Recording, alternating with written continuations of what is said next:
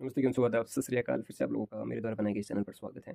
और आज फिर से एक वीडियो के साथ आप लोगों के सामने हाजिर हो गया हूँ, ताकि कुछ गुफ्तगू सुबह की मॉर्निंग के टाइम में करते हैं। 10 से साढ़े 10 बजे होंगी लगभग, और 7 अगस्त 2024 के समय मैं वीडियो अपलोड कर रहा हूँ या बना रहा हूँ। कुछ इन्फॉर्मेटिव चीज़ें शेयर करते हैं, कुछ लाइफ एक्सपीरियंस, कुछ नॉलेज वाली बातें करते हैं। तो अभी मैंने कुछ नोट्स बनाए थे, तो वो था जितने भी बॉडी के अंदर इंटरनल जो हमारे प्रोसेस है, जो बॉडी पार्ट्स हैं, कैसे काम करते हैं, है ना? तो उन सारों का जो एक सिस्टम है 1 टू 1, जैसे ब्लड सेल्स क्या है ना? तो उसमें प्रोटीन न्यूट्रिशंस वगैरह कितना होना चाहिए, कैसा होना चाहिए, तो वो सारा point two point note down करके नोट्स तैयार किए और कुछ चीज़ें सीखी। तो ये पर्पज़ वीडियो बनाने का इतना सा है कि हर एक इंडिविजुअल इंसान को इन सारे इंटरनल ऑर्गन्स के बारे में पता होना चाहिए, बेसिक सी नॉलेज होनी चाहिए। जब वो किसी ट्रीटमेंट, अगर किसी भी तरह का ट्रीटमेंट कहीं से ले रहा है, जैसे कि हम ले रहे हैं फादर साहब के कैंसर का फॉर DLBC, ठीक है, स्टेज, तो उसके दौरान जो चीज़ें फेस करनी पड़ रही है, तो प्रैक्टिकल सी बात है। क्योंकि हमें जब नहीं पता होता है तो हम 10 राउंड करने पड़ते हैं किसी छोटी-मोटी फॉर्मेलिटी के लिए, है ना?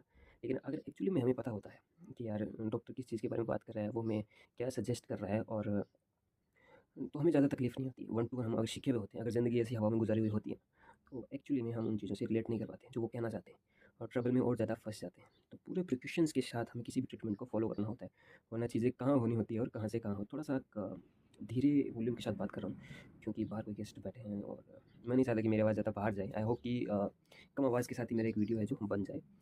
तो पर्टिकुलर कहने का एक ही मतलब है कि हर एक इंडिविजुअल इंसान को इन चीज़ों के बारे में पता होना चाहिए, है ना? कि डब्ल्यूबीसी क्या है, आरबीसी क्या है, प्लेटलेट्स क्या है, प्रोटीन्स क्या है, एल्बुमिन क्या है, और एलएफटी, आरएफटी क्या टेस्ट होते हैं, ठीक है? ईएसआर क्या है? तो बहुत सारे ऐसे टेस्ट होते हैं जो हमारी बॉडी के थ्रू किए जाते हैं, और उनके थ्रू बहुत सारी रिपोर्ट निकल कर आती है कि हमें किस चीज़ की किस तरह की शुगर्स टेस्ट क्या है, डायबिटीज़ लेवल क्या है। तो इन सब चीज़ों को पॉइंट डाउन करना पड़ता है और समझना पड़ता है कि हाँ यार, क्योंकि डॉक्टर ने लिख दिया, ये चीज़ लिख दी, अब आपको कुछ नहीं समझ रहा है, आप जाकर मेडिकल से सारे कुछ लेकर आ गए।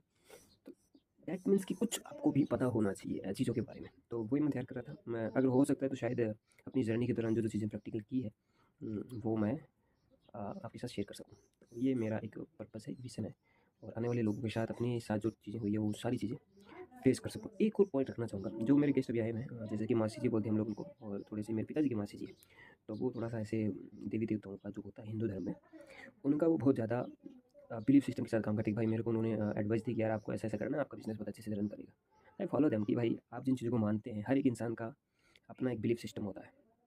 तो वो उस बिलीफ सिस्टम के अकॉर्डिंग ही काम करता है, उसका बिलीफ सिस्टम एक्यूरेटली काम करता है। उसके लिए भी शायद, और अब मेरा यहाँ मानना या नहीं मानना मुझ पर डिपेंड करता है, बट ठीक है, बोला तो मैं कर दूँगा।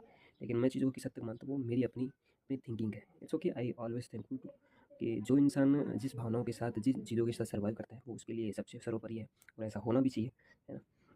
ऐसा नहीं कि मैंने कह दिया कि भाई ये फलाने देवता है, तो आप भी मानो, नहीं, अगर आपको बिलीव है तो आप मानो, वरना आप नहीं मानते तो आपकी मर्ज़ी है। इस पर किसी की ज़ोर ज़बरदस्ती नहीं है। एक और चीज़ थोड़ी-सी शेयर करना चाहूँगा मैं इस वीडियो में।